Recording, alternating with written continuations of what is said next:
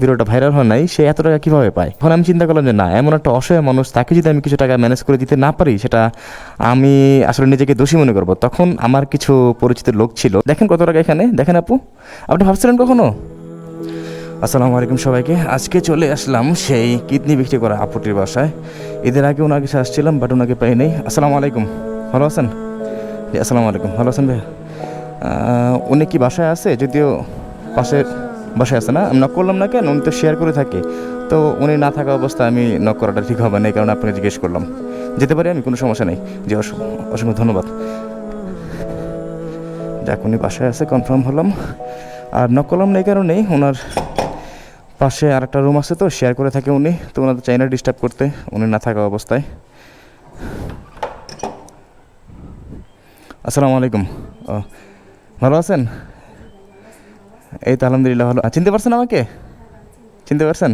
আমি একটু আসতে পারি আপনার রুমে, যদি কোনো সমস্যা না হয়? আপু জুতা এখানে খুলি, অসুবিধা? আচ্ছা আচ্ছা। তো আপু, কী অবস্থা, কেমন আছেন আপনি? একটু বুঝতে পারি আমি? আচ্ছা আচ্ছা, থ্যাংক ইউ সো মাচ। ঈদের আগে আপনি কোথায় ছিলেন? আমি চান্দাতে আসছিলাম, আপনাকে পাই নাই। ছিলেন কোথায়? হ্যাঁ, ভাগ্নির বাসায়। তা আপনার মোবাইল অফ কেন? মোবাইলে কল ঢুকছে না। ফোন অফ থাকে এই কারণে, কারণ ওই যে নাম্বার দিছিলাম কিডনি বিক্রি করার জন্য, ওই নাম্বার অনেকেই ফোন দিয়ে ডিস্টার্ব করে, তার মধ্যে অনেকে ব্ল্যাকমেল করে, যে বিয়ের প্রস্তাব দেয় অনেকেই আর কি, এই কারণে নাম্বার বন্ধ করে দিচ্ছে। ও, আপনার যে পোস্টার আপনার নাম্বার দিয়েছিলেন, ওই নাম্বারে কল আসে অনেক জায়গা থেকে, তা আপনাকে ডিস্টার্ব করে? কি বলে তারা? এই অনেক কথা বলে, কিডনি বিক্রি করলে এত টাকা দিন, এত টাকা দিন, তারপর অনেকে বিয়ের প্রস্তাব দেয়। তো আমার তো 2টা বাচ্চা আছে, আমার তো সম্ভব না। অনেকে বিয়ের প্রস্তাব দেয়, তা আপনি বিয়ে করতে চান? না ভাইয়া, হ্যাঁ, না না। তো এটা শুধু শুধু একটা মানুষকে কেন ডিস্টার্ব করে এভাবে? এই কারণে ওনার নাম্বার আমি হাইট রাখছিলাম। আমি জানি যে একটা মহিলা মানুষের নাম্বার আমার দ্বারা পাবলিক হবে, জিনিসটা ওনার জন্য অন্য দিকে যেতে পারে। যাই হোক, ওনার নাম্বার আপনার সম্ভবত, আমি যেখানে আপনাকে পাইছিলাম তারও আগে অনেক জায়গায় আপনি ওই পোস্টারটা ছাপাইছিলেন, অনেকে হয়তো বা ওইখান থেকে নাম্বার নিচ্ছে আপনার, ওইখান থেকে আপনার ডিস্টার্ব করে। আপনি দেখার আগে অনেক জায়গায় 2-3 জায়গায় আমি ছাপাইছিলাম। আমি দেখার আগে অনেক জায়গায় ছাপাইছেন ওই পোস্টারটা? ও, এখান থেকে তাহলে এই নাম্বারটা হয়েছে না? হ্যাঁ রে আল্লাহ, এই জন্য আপনার নাম্বারই বন্ধ রাখছেন? এটা কোনো কথা? শত কষ্ট নিয়ে। তো ঈদ কেমন কাটলো আপনার?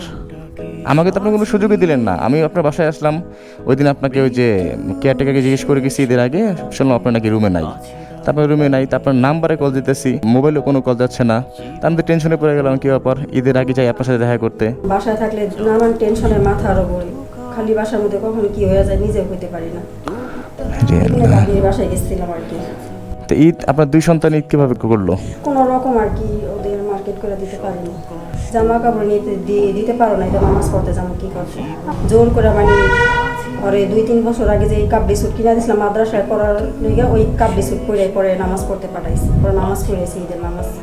মানে আপনার ছেলেকে যখন ঈদের নামাজের কথা বলছেন, ও কি বলছে যে আমার নতুন জামা কাপড় নাই, আমি ঈদের নামাজ পড়ে কী করবো? দেখছেন, মানে যদিও বাচ্চা মানুষ, ওর কোনো বুঝে নাই, কিন্তু সবাই চায় ঈদের মধ্যে নতুন পোশাক পরে। আপনি জাস্ট এই একটা ঈদ দেখেন, আমাদের বছর একটা ঈদ, আমাদের উৎসব মুখর দিন। এই ঈদে সবাই চায়, একদম ধনী থেকে গরিব সবাই চায় যে ঈদের দিন একটা অন্তত নতুন একটা ড্রেস পরে আমি নামাজ পড়বো। আর তার সন্তানের ভাগ্যে সেটাও নাকি জুটা নাই, যে জন্য সে যখন তার সন্তানকে বলছে বাবা নামাজ পড়তে যাও ঈদের দিন, তার সন্তান নাকি পাল্টা তার উত্তর দিল, জবাব দিল যে বাবা, মা আমার নতুন জামা কাপড় নাই, আমার জন্য আর ঈদের নামাজ পড়ে কী হবে? দেখছেন, মানে কতটা অসহায় অবস্থা হলে, কতটা মনে খুব কষ্ট অভিমান থাকলে একটা বাচ্চা মানুষ এই কথা বলতে পারে তার মাকে। যদিও এখানে অভিমানের কিছু নাই, ক্ষোভেরও কিছু নাই, এটা হলো কষ্ট।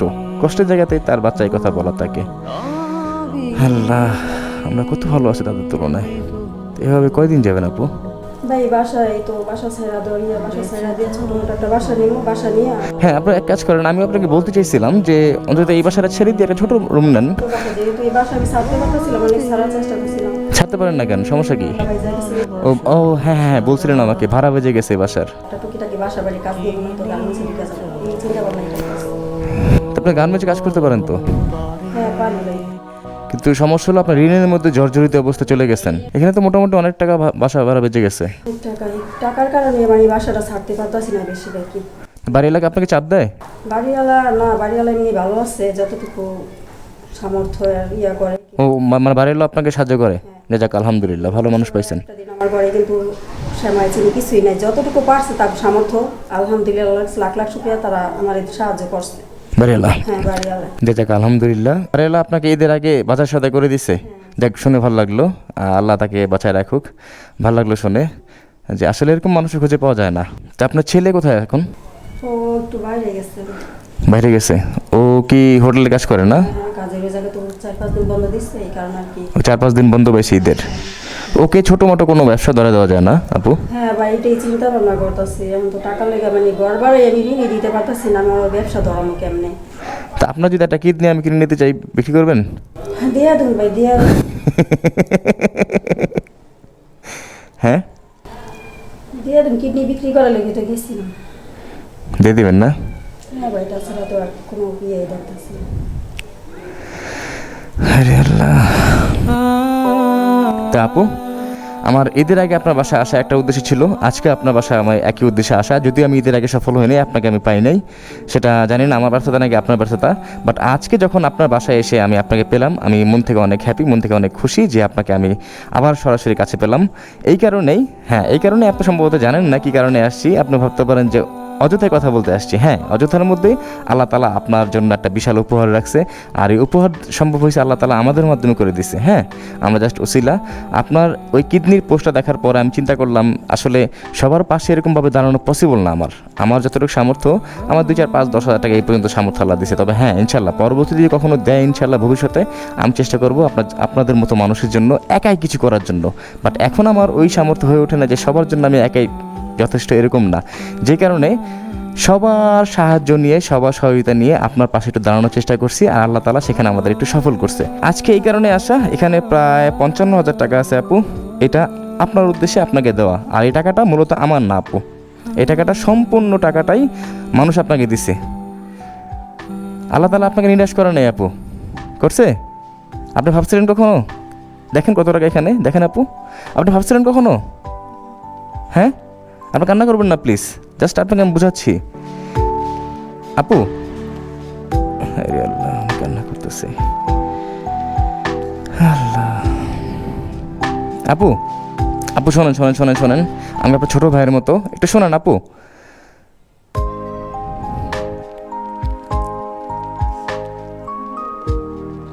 আপনি কখনো ভাবছেন যে আপনার পাশে মানুষ এভাবে ঝাঁপায় পড়বে, আপনার পাশে এভাবে সাহায্যের হাত বাড়াবে?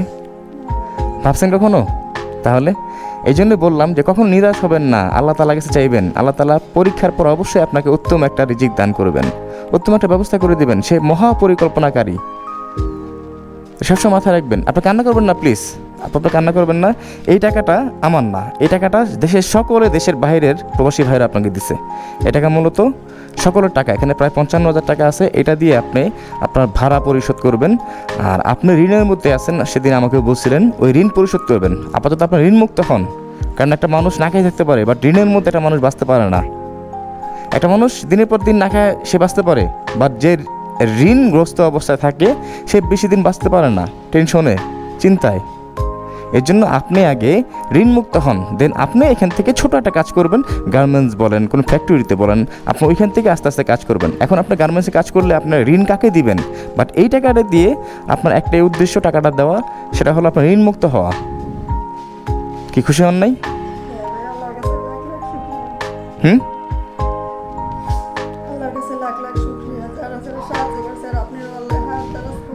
আপনি কান্না করবেন না আপু প্লিজ, আপনি কান্না করবেন না। আপনি আরও আজকে খুশি থাকবেন, আপনার খুশির দিন না বলেন? হ্যাঁ, আপনার খুশির দিন না আজকে বলেন? হ্যাঁ, এই যে একটা ঈদ গেল, ঈদের মধ্যে এরকম খুশি হয়েছেন আপনি?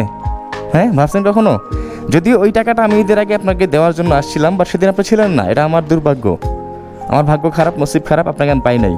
আপনাকে অনেকবার কল দিয়েছি, আপনার নাম্বারও বন্ধ। আরেকটা বিষয় আমি ক্লিয়ার করি, ওনার ভিডিওটা যখন আমি পোস্ট করি যে সবাই দেখুক, তার পাশে যার যতটুকু সম্ভব সে তার পাশে দাঁড়াবে। দুঃখের বিষয় যে ভিডিওটা ভিউ না হওয়ার কারণে সবার নিকট পৌঁছায় নাই, যে কারণে অনেকের কাছে প্রশ্ন জাগতে পারে যে ওনার ভিডিওটাতে একদম ভিউ হয় নাই।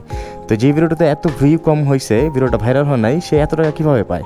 হ্যাঁ, আপনাদের এই প্রশ্নে অনেকে মনে মনে প্রশ্ন থাকতে পারে, সেই প্রশ্নের উত্তর আমি এখন দিব কীভাবে। সেটা হলো, ওনার ভিডিওটা যখন ভিউ হয় নাই, উনি সেই ক্ষেত্রে অত টাকা পাওয়ার কথাও না। তখন আমি চিন্তা করলাম যে না, এমন একটা অসহায় মানুষ, তাকে যদি আমি কিছু টাকা ম্যানেজ করে দিতে না পারি, সেটা আমি আসলে নিজেকে দোষী মনে করব। তখন আমার কিছু পরিচিত লোক ছিল, যেমন ইউএসএ আমার এক বড় ভাই আছে আঞ্জুম ভাই, ওনাকে কল দিলাম, বললাম যে ভাই যতটুকু সম্ভব তার পাশে দাঁড়ান। তো উনি একটা বিশাল অ্যামাউন্ট পাঠাইছে ওনার জন্য, মোটামুটি আলহামদুলিল্লাহ ভালো। তারপরে লন্ডনে এক আপু আছে আমার, উনিও ওনার জন্য কিছু টাকা পাঠাইছে।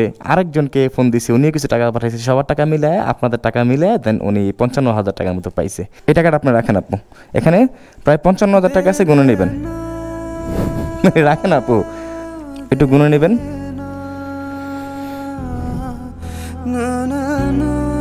আরে আল্লাহ, উনি অনবরত কান্না করতেছে।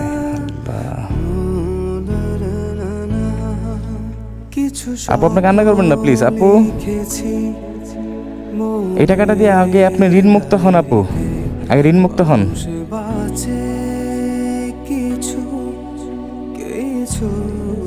ভাই আমি যে কি করবো নিজেও জানতেছি না। আল্লাহর কাছে লাখ লাখ শুক্রিয়া যে আপনার মতো মানুষ আমার পাশে এসে দাঁড়াইছে, নয়তো আমি মরা ছাড়া আমার উপায় ছিল না। না না না, এটা কেমন কথা? আপনি সবসময় যখনই আপনি বিপদগ্রস্ত হবেন, যখনই একা হয়ে যাবেন, তখনই ভাববেন যে আমার সাথে মহাশক্তিশালী একজন আছে, মহাপরিকল্পনাকারী একজন আছে, যিনি আমাদের সৃষ্টি করছেন। বুঝতে পারছি আপনাকে? কখনো একা ভাববেন না নিজেকে, আর চেষ্টা করবেন 5 ওয়াক্ত নামাজ পড়ার চেষ্টা করবেন সবসময়। তো আপু অনেক কথা হলো, ভালো থাকবেন, আমার দেরি হয়ে গেছে। আসি আপু, হ্যাঁ ভালো থাকবেন। ওয়ালাইকুম আসসালাম, আসসালামু আলাইকুম।